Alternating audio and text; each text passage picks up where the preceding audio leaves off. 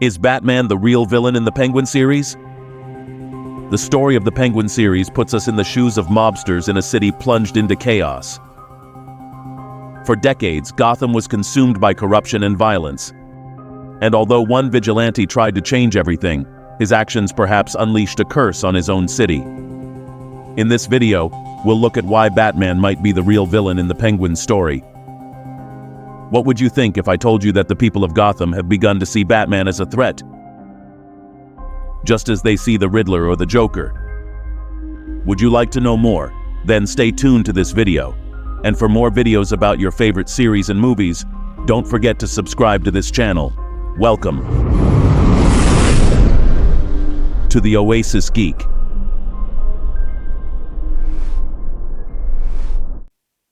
To understand how Batman has come to be seen as the true villain in this story, we must first go back to the beginning. We need to understand the situation Gotham City was in before Thomas Wayne lost his life. Before Batman's appearance, Gotham City was already facing serious problems of corruption and violence, which had become deeply rooted in its social and economic structure. The Falcone family dominated much of the underworld, controlling territories and illegal businesses with an iron fist.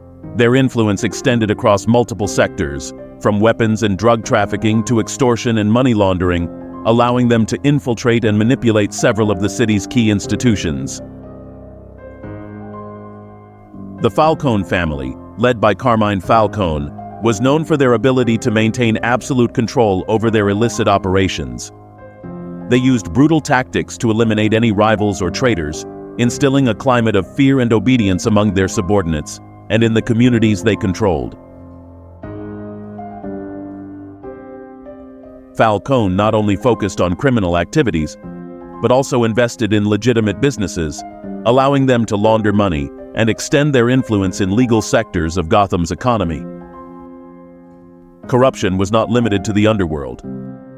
There was significant infiltration within public institutions, including the police and local government. Many high-ranking officials were in the pocket of the Falcone, receiving bribes in exchange for protecting their operations and covering up their criminal activities. The Gotham City Police, although staffed with honest and dedicated officers, were constantly dealing with infiltration and internal corruption. Attempts to eradicate crime were thwarted by a lack of trust and the collaboration of some members of law enforcement with the Falcone. Trials and legal processes were often manipulated to favor criminals, eroding the faith of the citizens. The worst criminals were sent to Arkham, an asylum for the dangerously mentally ill. But it is believed that this asylum was only a place to expedite the process of releasing criminals, as was the case with Sophia Falcone, who was a serial killer sent for alleged insanity to this place, and was later released. It seems that Arkham has always functioned as a place for the corrupt to get criminals off the hook.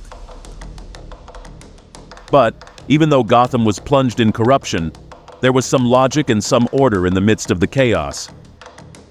In the Penguin series, the Penguin mentions to the new heir of the Falcone family that when he was a kid, people looked up to a mobster who used to help people, and when the mobster lost his life, people marched in his honor.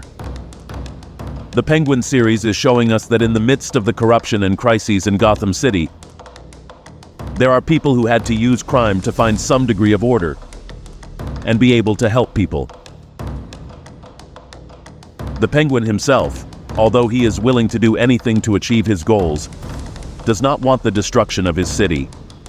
We can see how the news and the destruction of Gotham has affected the Penguin emotionally, who considers Batman to be insane.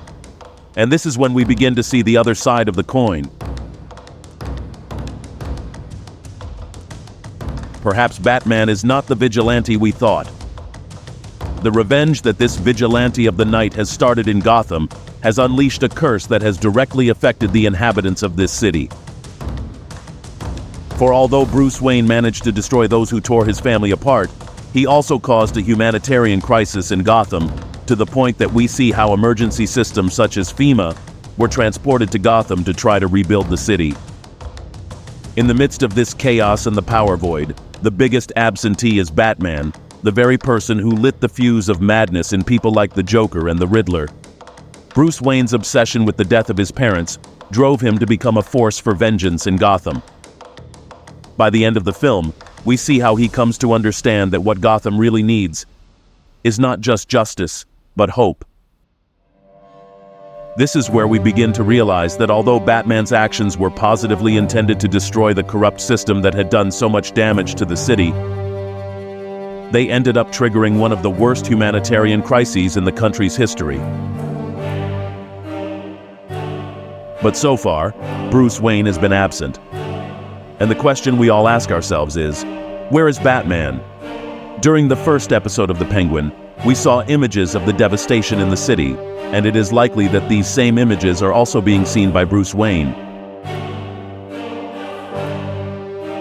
Surely he has realized that his actions have had the worst possible outcome. Instead of rooting out corruption and criminals, he has brought Gotham to its worst moment in history. I think Batman has stepped back to reflect and retreat from everything that is going on. Seeing all the devastation he has caused, Bruce Wayne must be thinking that maybe Gotham never needed him, and that his actions only added to the pain of the inhabitants.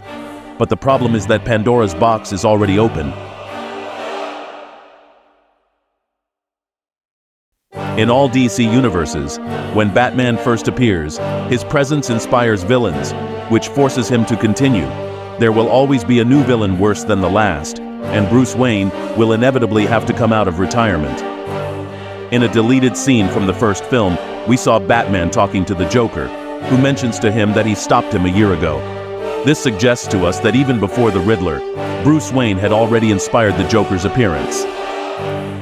Likewise, it is possible that Bruce Wayne also inspired the return of Sophia Falcone, who, having seen how Batman destroyed her family, now feels she must take revenge, taking her pseudonym as an assassin. Gotham today is more dangerous than when Batman first put on the mask, and the situation is likely to go from bad to worse. This makes Batman the indirect source of all the chaos in this universe, the biggest absent villain in this story.